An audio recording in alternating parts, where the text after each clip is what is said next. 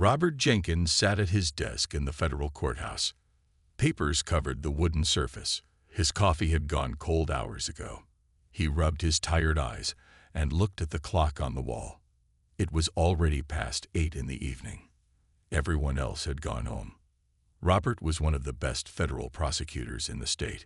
For 15 years, he had put away corrupt politicians, dirty cops, and white-collar criminals. His success came from his sharp mind and his ability to see patterns others missed. But lately, something bothered him. Earlier that week, Robert had lost a case against a big law firm. The firm, Harrington and Wells, had helped a company cheat its workers. The workers, mostly immigrants and people of color, lost their savings. Robert had good evidence, but somehow, the law firm won the case. After the trial, Robert overheard 2 lawyers from Harrington and Wells talking in the bathroom. They laughed about how they had tricked the judge. One of them said, "Those people should be grateful they even have jobs."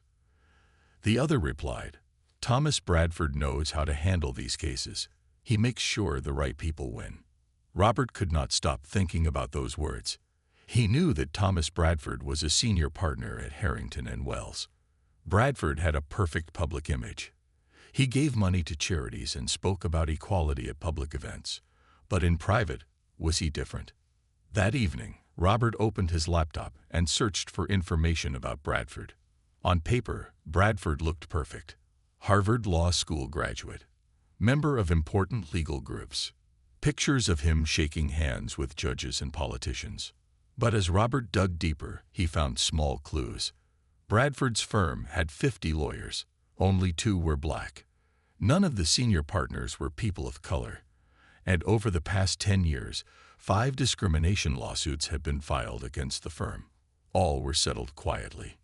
Robert picked up his phone and called his friend Maria Lopez, who worked as a legal secretary at another firm. "Maria, what do people say about Thomas Bradford?" Maria was quiet for a moment. "Why do you ask?" "Just curious," Robert said. "Well," Maria said, lowering her voice, "people say he's two-faced. Nice in public, but mean behind closed doors. My cousin cleaned offices at Harrington and Wells.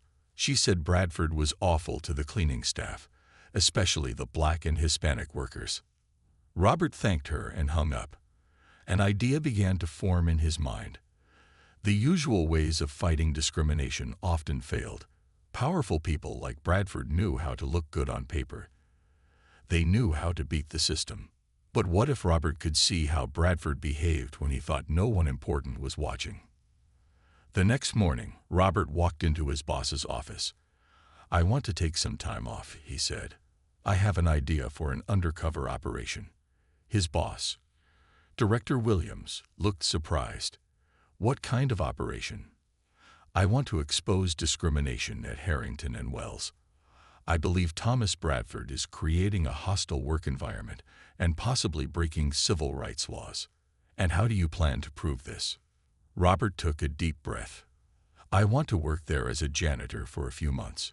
Nobody notices janitors. They'll say and do things in front of me they would never do in front of another lawyer." Director Williams frowned. "That's unusual, Robert, and risky. So is letting people like Bradford continue to poison our justice system," Robert replied. "Sometimes you need to see the truth from a different angle." After a long discussion, Director Williams agreed. The operation was approved. Robert would take a 3-month leave from his regular duties. That weekend, Robert prepared for his new role. He grew out his beard. He bought simple work clothes from a thrift store. He created a new identity. Robert Jackson, a man looking for honest work. On Monday morning, Robert walked into Harrington and Wells for a job interview. No one recognized the federal prosecutor in the janitor's uniform. Robert arrived at Harrington and Wells at 5 in the morning on his first day. The head of cleaning staff, Mrs. Diaz, gave him a blue uniform, a cart full of supplies, and a list of offices to clean. "Be invisible," Mrs. Diaz told him. "These lawyers do not like to see us. Clean fast and quiet. If they come in while you work, leave right away." Robert nodded. This was exactly what he wanted. To be invisible. To see how people acted when they thought no one important was watching. Mrs. Diaz showed him how to clean the offices. She was quick and careful. She had worked at the firm for 12 years. As they cleaned, she told him about the different lawyers. Most are okay. They ignore us. Some are nice, like Ms. Wilson on the 4th floor. She always says thank you. But watch out for Mr. Bradford on the top floor. He is the worst one. What does he do? Robert asked. Mrs. Diaz looked around to make sure they were alone. He yells if he sees one small spot we missed. He talks to us like we are dirt. Last month he got Rosa fired because she moved a paper on his desk when she was cleaning. Robert made a mental note. This matched what he had heard about Bradford. After training, Robert was assigned to clean the bathrooms and the offices on the top floor, including Bradford's.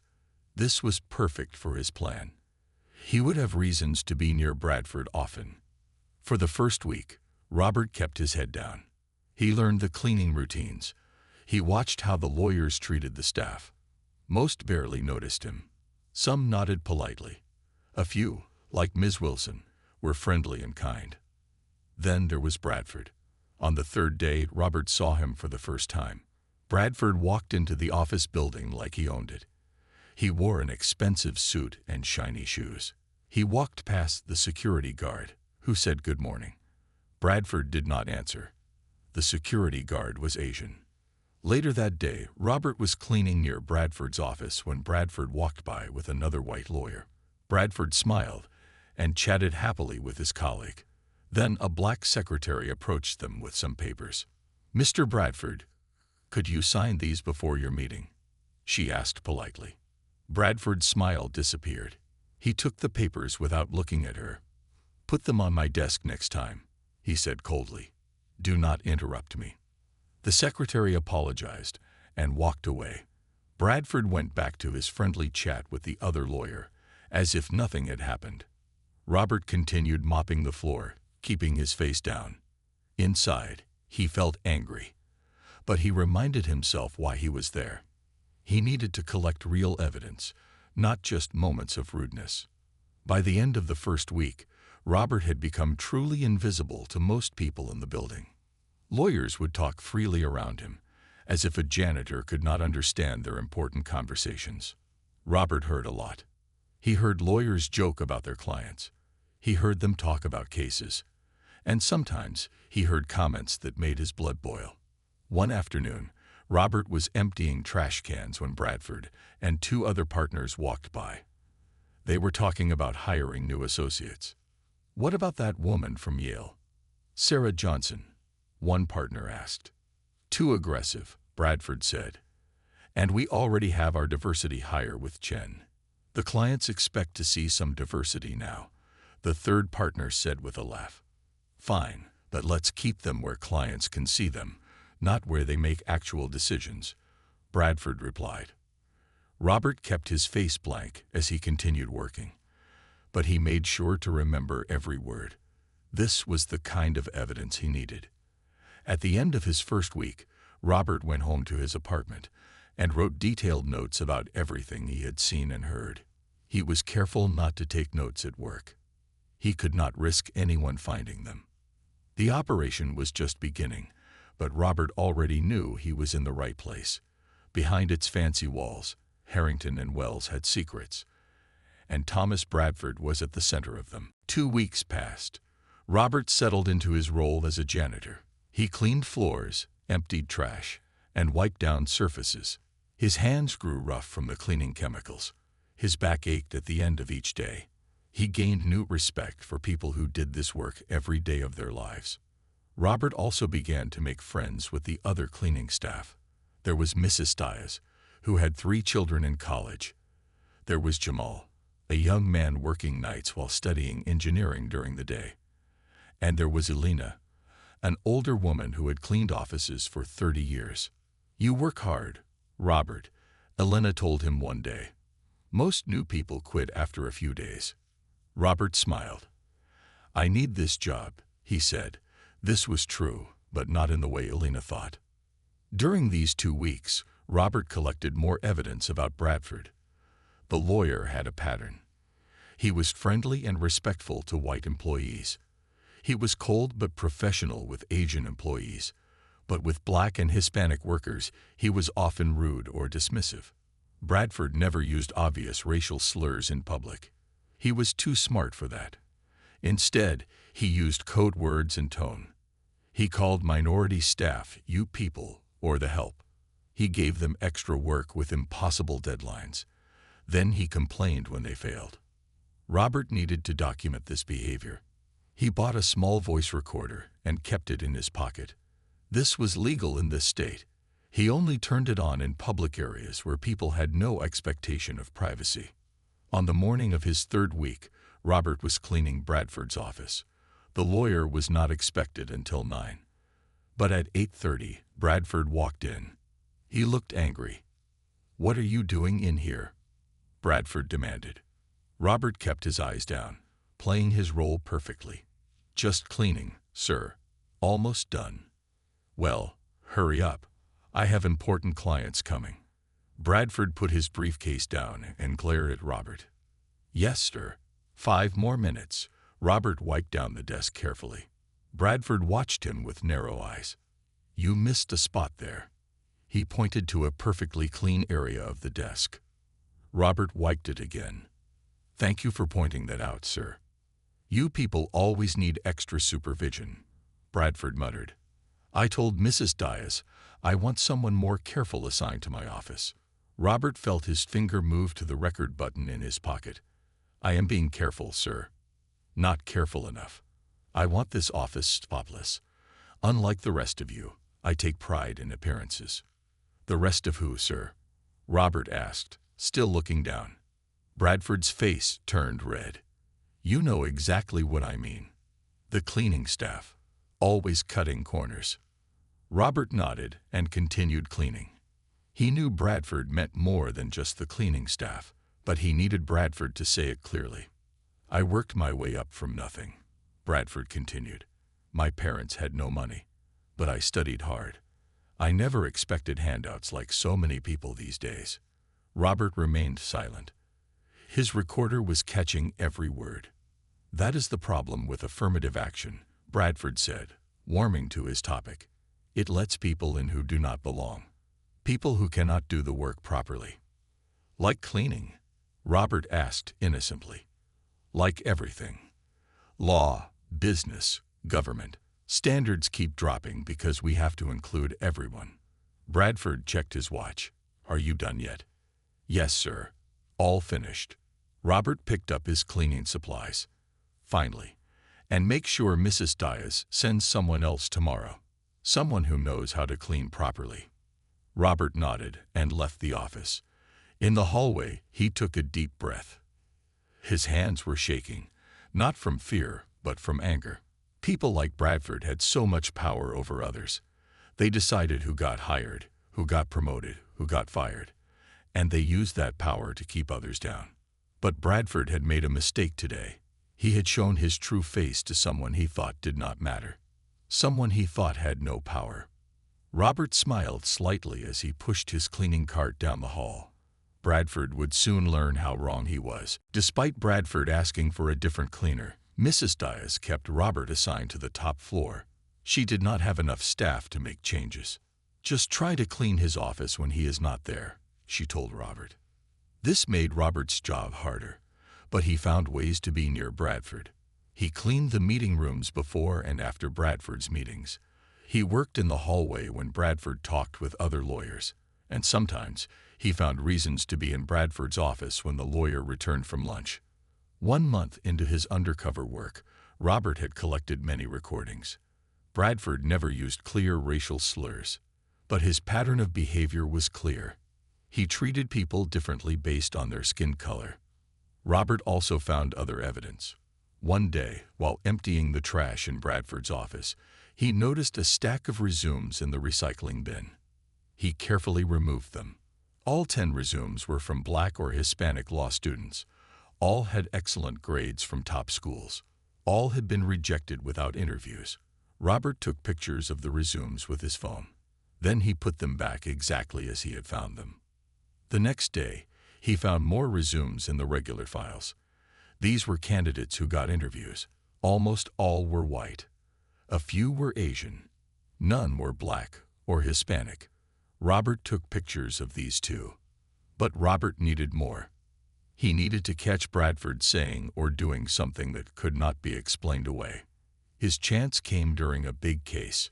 Bradford was defending a company accused of paying women less than men for the same work. The case had been in the news. Bradford was telling everyone he would win easily. The night before a big meeting about the case, Robert was cleaning the conference room. Bradford and two other partners came in to prepare. "The plaintiffs have good evidence," one partner said. "The numbers clearly show women were paid less." Bradford laughed. "Numbers can be explained away. We will argue that the women took more time off, or that they did not ask for raises." "Is that true?" the other partner asked. "Who cares if it is true?" Bradford said. "What matters is creating doubt. Besides, everyone knows women are less aggressive in salary talks. We can blame them for not negotiating better." Robert kept mopping, staying quiet. His recorder was on. "But the main plaintiff, Sarah Chen, she did ask for raises," the first partner said. "Several times. They have it documented." Bradford waved his hand. "She is just one example. And she is Asian. They are too passive. We will say she did not ask properly."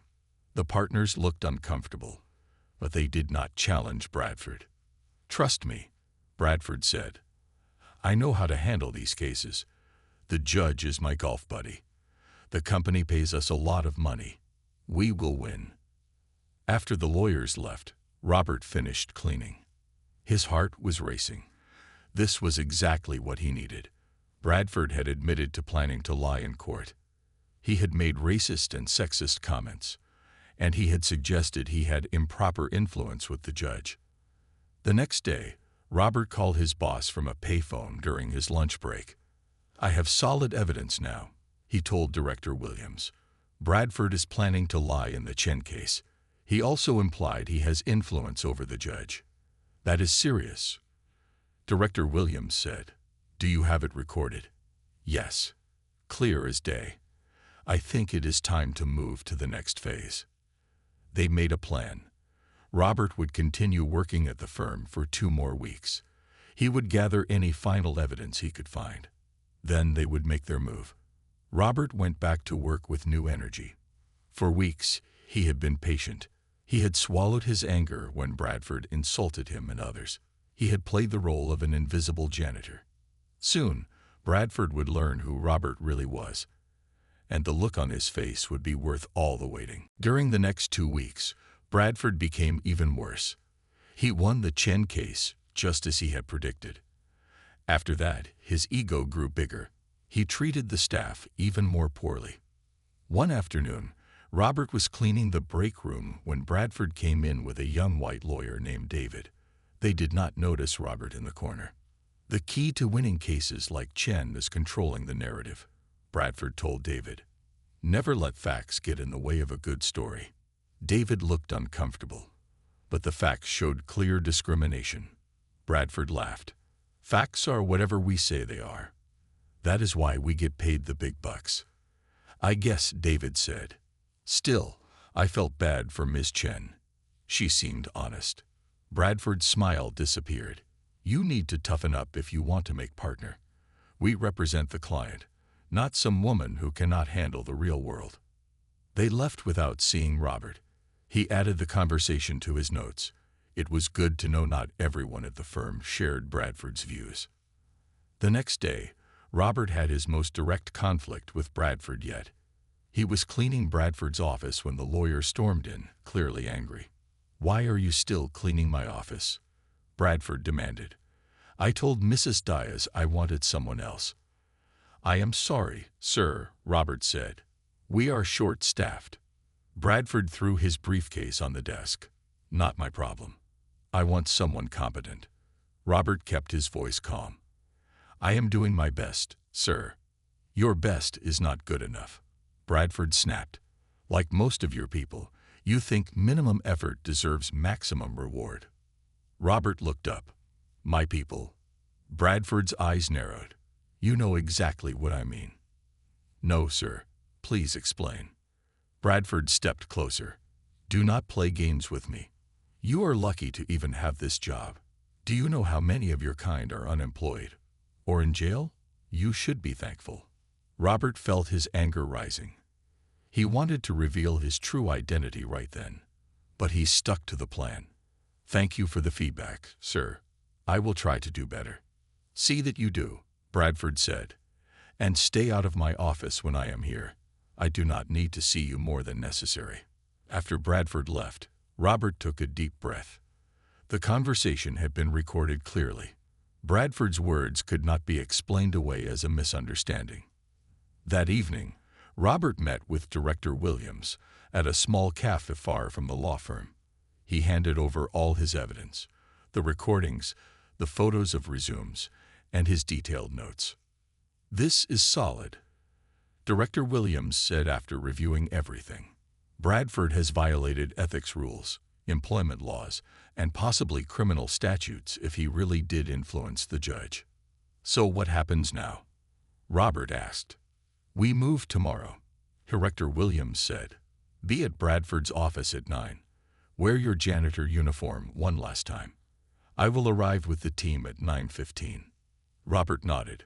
Will we inform the firm's managing partners? Not yet. We want Bradford's natural reaction first. Then we will meet with the partners. Robert went home that night feeling both excited and nervous. For 6 weeks, he had played a role. He had been invisible. Tomorrow, he would step back into the light. Before bed, he laid out 2 sets of clothes, his janitor uniform for the morning, and a crisp suit for after the revelation. As he tried to sleep, Robert thought about Bradford's face when he learned the truth. He thought about Mrs. Diaz and the other staff who had been mistreated for years. He thought about Sarah Chen, who had lost her case because of Bradford's lies. Tomorrow would bring justice for all of them. The next morning, Robert arrived at the law firm at 8:30. He wore his janitor uniform for the last time. Mrs. Diaz gave him his usual cleaning cart. You look different today, she said. Is everything okay? Robert smiled. Everything is fine. Today will be a good day. He went to the top floor and began his normal cleaning routine. But today, his mind was not on cleaning. He kept checking the time. 9 o'clock came. Then 9:10. At 9:12, Robert pushed his cleaning cart to Bradford's office. The door was open. Bradford was at his desk, talking loudly on the phone. I do not care what they want, Bradford was saying. We control the terms of the settlement. They can take it or leave it. Robert knocked on the doorframe. Bradford looked up with an angry face. What? He snapped. I need to clean your office, sir, Robert said. Not now. Get out. Bradford turned back to his phone call. Robert did not move. He just stood there, waiting. Bradford noticed he had not left. Are you deaf?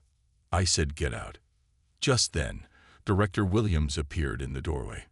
He wore a dark suit and carried a briefcase. 2 other people in suits were with him. Bradford frowned. Can I help you? Director Williams smiled.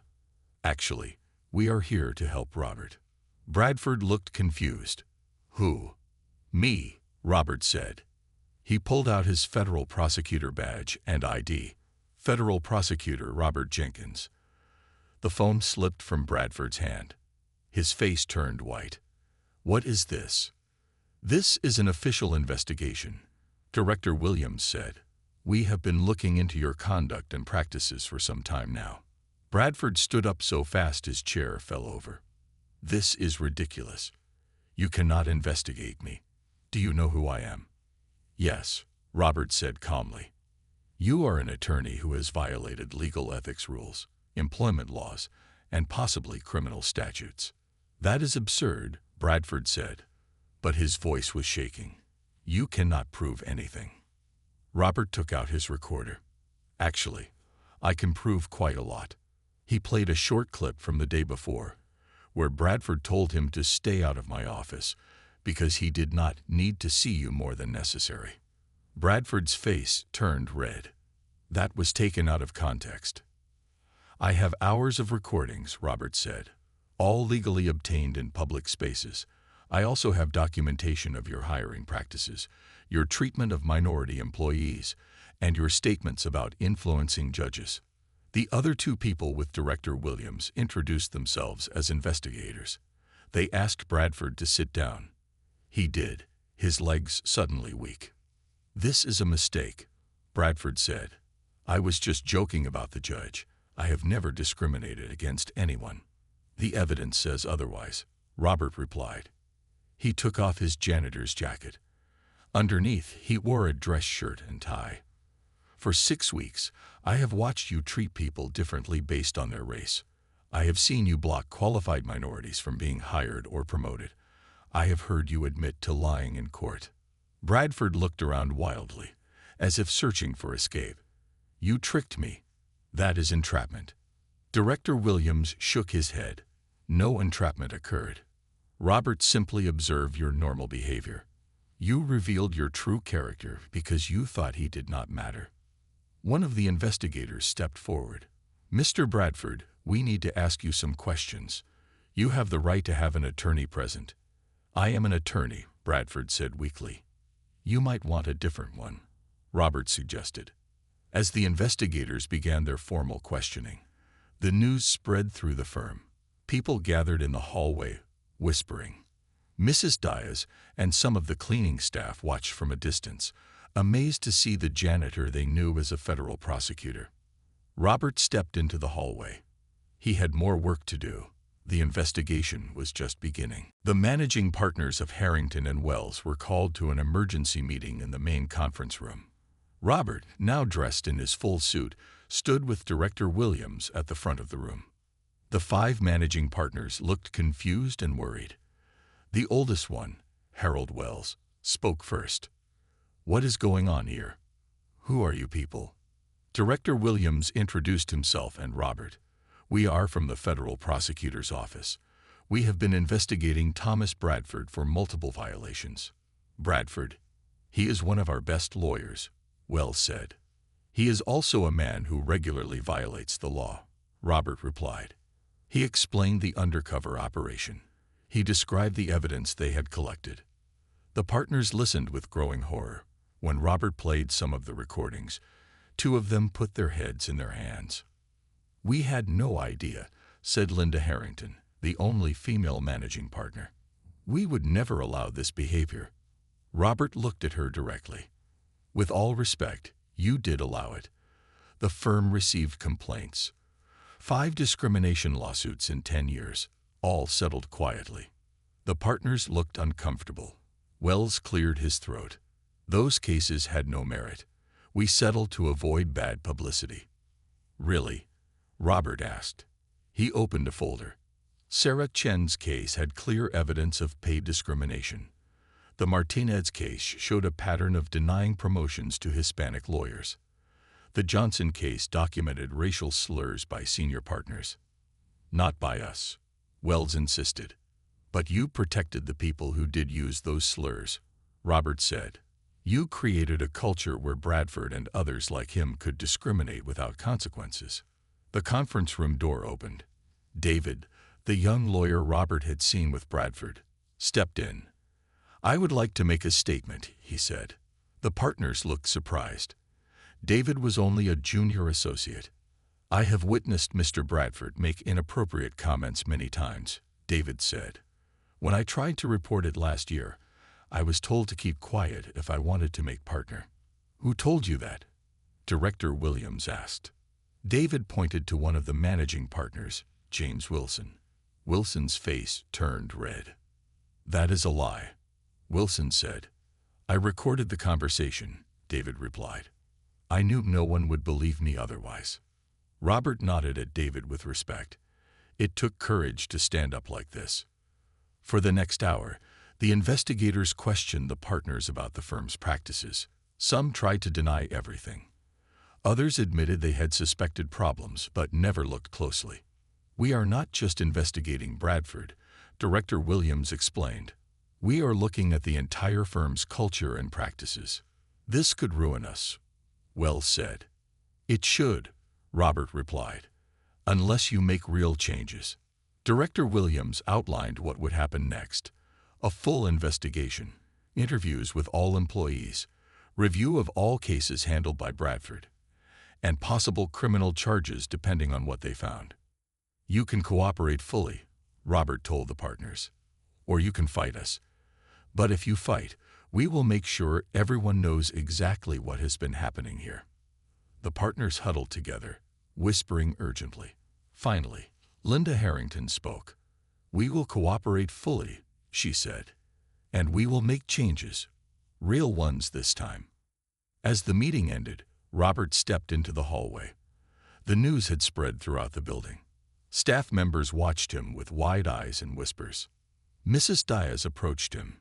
"You were never a janitor," she said. "I was for 6 weeks," Robert replied with a smile. "And I learned a lot from you." "Will Bradford be punished?" she asked. "Yes," Robert said. "He will face consequences for his actions, and so will anyone else who helped him." Mrs. Diaz nodded, satisfied.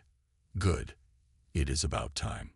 As Robert walked through the office, people moved out of his way. Some looked afraid. Others looked relieved. The invisible janitor was now the most powerful person in the building. Robert felt a mix of emotions: satisfaction that justice was coming, sadness that such discrimination still existed, and determination to see the case through to the end. The hardest part was over, but there was still much work to do. The investigation took 3 months. Every day brought new revelations about Bradford and the law firm. The investigators found that Bradford had blocked the hiring of 17 qualified minority candidates over 5 years. They discovered emails where he joked about clients and judges using racist language. They confirmed he had improper meetings with Judge Wilson, who had overseen the Chen case. Bradford himself refused to cooperate. He hired his own lawyer and denied everything. He claimed the recordings were edited. He said Robert had tricked him into making statements that sounded worse than they were. But the evidence was too strong. Other employees began to speak up too. They shared their own stories of discrimination. More brave people like David came forward. 1 month into the investigation, Judge Wilson resigned. 2 weeks later, 2 of the managing partners also stepped down. The firm was in chaos. Meanwhile, Robert returned to his regular duties at the federal prosecutor's office, but he stayed involved with the case. He interviewed witnesses. He reviewed documents. He prepared for possible trials. His colleagues treated him differently now. The undercover operation had made the local news. People recognized him on the street. Some called him a hero. "I am not a hero," he told Director Williams. "I just did my job." "You did more than that," Director Williams replied. "You lived another life for 6 weeks. Not many prosecutors would clean toilets to get evidence." Robert thought about that. He had gained new perspective from his time as a janitor. He had seen how the invisible workers of the world were treated. He had experienced the daily small insults and big barriers that many people faced because of their skin color. 2 months into the investigation, Bradford was called before the State Bar Association. They reviewed the evidence and recommended that his law license be suspended while the investigation continued. Bradford was furious. He held a press conference on the steps of the courthouse. "This is a witch hunt," he told reporters. "I am being persecuted because I am successful. The so-called Prosecutor Jenkins has a personal vendetta against me." Robert watched the press conference on television. He smiled when a reporter asked Bradford, "Is it true you called Mr. Jenkins one of those people when he was undercover?" Bradford had no good answer. He stormed away from the microphones. The next day, Sarah Chen's lawyer filed a motion to reopen her case based on the new evidence. 2 other former clients of Bradford did the same. The walls were closing in on him. Harrington and Wells was changing too. Under Linda Harrington's leadership, the firm hired an outside consultant to review their hiring and promotion practices. They created a new diversity committee with real power. They reached out to minority law students with scholarship programs. "We cannot erase our past mistakes," Linda told Robert when they met to discuss the changes. "But we can build a better future." 3 months after the revelation, the State Bar Association made their decision. Bradford's law license was revoked. He could not practice law anymore. "This is just the beginning," Director Williams told Robert. "The criminal charges are still coming." That evening, Robert visited Mrs. Diaz and the cleaning staff at Harrington and Wells. They were having a small celebration. The firm had improved their working conditions, better pay, better hours, and most importantly, better treatment. "You changed everything," Mrs. Diaz told Robert. "You saw us when no one else did." Robert shook his head. "You were always worth seeing." Bradford was blind, not because of who you are, but because of who he is. Jamal, the young man studying engineering, showed Robert his acceptance letter to a better program. The firm was now paying for his tuition. "I never thought things could change," Jamal said, "but they did." As Robert left the building that night, he looked back at the gleaming offices of Harrington and Wells. The place looked the same from the outside, but inside, it was becoming something new. Change was slow, change was hard, but change was possible. 1 year after the undercover operation, Robert stood in front of a classroom of law students. He had been invited to speak about ethics and justice. "The law is only as good as the people who practice it," he told the students. "Words on paper mean nothing if those with power choose to ignore them." A student raised her hand. "But how do we change a system that has problems built into it?"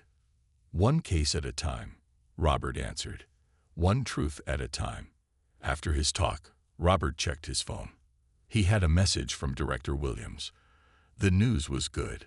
Thomas Bradford had finally been convicted on charges of witness tampering and obstruction of justice. He would serve 2 years in prison.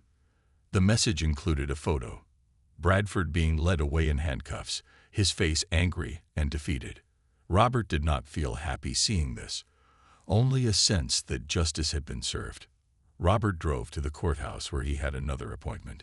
Sarah Chen was waiting for him outside. Her case had been reopened and retried. This time, with a different judge and without Bradford's lies, she had won. "Thank you for what you did," she told Robert. "Not just for me, but for everyone who faced discrimination at that company." "How are things now?" Robert asked. "Better," she said. "The company paid fair settlements to everyone affected. They changed their pay practices, and they fired the managers who created the problems." They walked together to a small restaurant nearby. Others were waiting for them. Mrs. Diaz, now the head of office services at Harrington and Wells. Jamal, finishing his engineering degree. Elena, retired with a good pension the firm had finally provided. And Linda Harrington, who had transformed the law firm. Under her leadership, Harrington and Wells had become known for its commitment to diversity and ethics. They had hired many minority lawyers. They had created new programs to help underserved communities. "We still have far to go," Linda admitted, "but we are on the right path." As they shared a meal, Robert listened to their stories. Mrs. Diaz's son had graduated college. Jamal had a job offer from a top engineering firm. Sarah Chen had been promoted to senior manager. These were small victories in a world that still had many problems, but they mattered. After lunch, Robert walked back to his office. On the way, he passed a construction site. The workers nodded to him. He nodded back with respect. His time as a janitor had taught him to see everyone, especially those others overlooked. In his office, Robert found a letter waiting for him. It was from David, the young lawyer who had bravely spoken up against Bradford and the partners. David had left Harrington and Wells to work for a nonprofit law center. He was helping people fight housing discrimination. "Your example showed me what courage looks like," David had written. "I will try to live up to it." Robert smiled. Maybe that was the most important result of the case. Not Bradford's punishment, but the inspiration for others to stand up for what was right. That evening, Robert visited the building where he had worked as a janitor. The security guard recognized him and waved him in. Robert took the elevator to the top floor. Bradford's old office was now occupied by a young black woman. She was working late, surrounded by case files. According to the nameplate on her door, she was a senior partner. Robert did not disturb her. He simply nodded, satisfied, and walked back to the elevator. On his way out, he passed a janitor mopping the lobby floor. The man was invisible to the lawyers hurrying past him, but not to Robert. "Good evening," Robert said, stopping to talk. "That is a hard job you are doing." The janitor looked surprised that someone had noticed him. Then he smiled. "Someone has to do it." "Yes," Robert agreed, "and it matters." As Robert left the building, he thought about how one small act of seeing another person could change everything. Bradford had fallen because he thought some people did not matter. He had been wrong. Everyone mattered. Everyone deserved justice. Everyone deserved to be seen. That was the lesson Robert had learned while pretending to be invisible, and it was a lesson he would never forget.